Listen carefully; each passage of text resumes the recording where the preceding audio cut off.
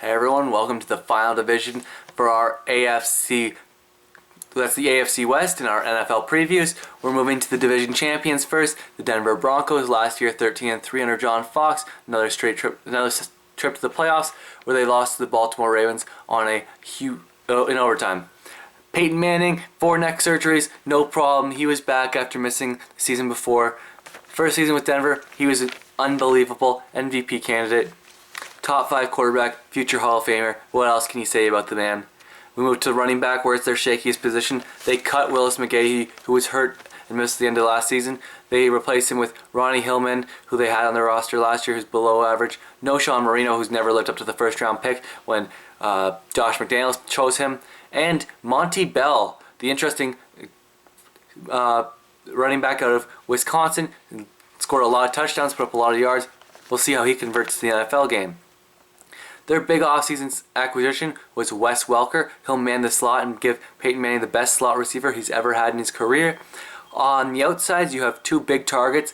Eric Decker, the big possession receiver from Minnesota, and Demaryius Thomas, the explosive former Georgia Tech Yellow Jacket, who had a humongous year 2 years after tearing his Achilles. We go to the offensive line, where their one job will be protecting Peyton Manning and making sure that neck stays healthy. Ryan Clady never missed a game, very good, and he got paid this offseason for his success on the offensive line. Zane Beadles, good, he's been very good since drafted out of Utah. Manny Ramirez, this is the big question mark. He hasn't played center before. He's been an interior lineman, well-traveled throughout the league, and it's their 4th center this year. They've gone through Copen, they've gone through the 2 other backups, 2 camp bodies they signed, all down with season-ending injuries. They signed Manny Ramirez, and so far he's healthy. They signed Luis Vasquez from the San Diego Chargers. He's above average. Orlando Franklin has been excellent his first 2 seasons, one of the better right tackles in football. We go to the defense, where there could be a lot of questions because Von Miller is suspended for the first 6 games this season. We now start on the defensive line, Derek Wolfe and Robert Ayers. Wolfe was productive in his first season, but Ayers has been another bust since they drafted him. They've gotten very little production from the former Tennessee player. We go to the defensive tackles, where they signed Kevin Vickerson and Terrence Knighton. They're big bodies, but aren't the greatest starters. They also drafted Sylvester Williams in the first round out of North Carolina. Expect him to be the starter before long.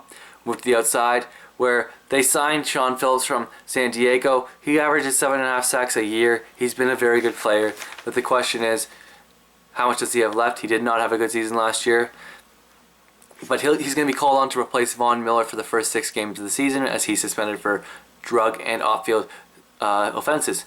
Wesley Woodyard has gone from a special teams ace to one of the better linebackers on the Broncos, a player who flies around and makes plays. In the middle, it's a battle of 2 guys.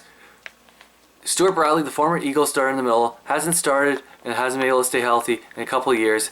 Nate Irving, the 2011 third-round pick, who's made 0 starts. So then you have a very concerning position in the middle of the defense. Move to corner. Champ Bailey, future Hall of Famer, one of the NFL's all-time greats, perhaps the best corner in NFL history. And he is still one of the best. He still gets the job done. Still a number 1 corner, even at 35.